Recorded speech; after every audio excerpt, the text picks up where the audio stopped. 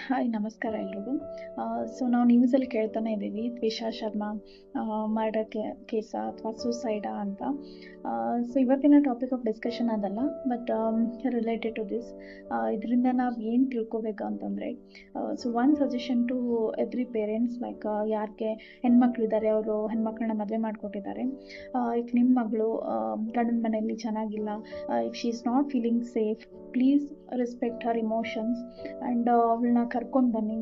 And ಅಥವಾ ಅವಳಿಗೆ moral support ಕೊಡಿ, so that she can live her life independently.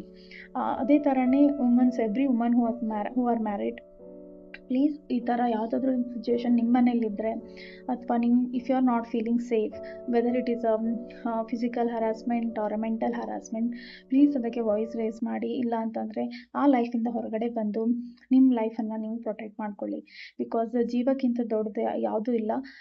ಯಾರ್ಯಾರೋ ಕೈಯಲ್ಲಿ ಜೀವ ಕೊಡೋಕ್ಕೆ ಹೋಗಬೇಡಿ. And we have to respect our life and no one can take life from us. Okay, so every woman, please be safe and happy. Thank you.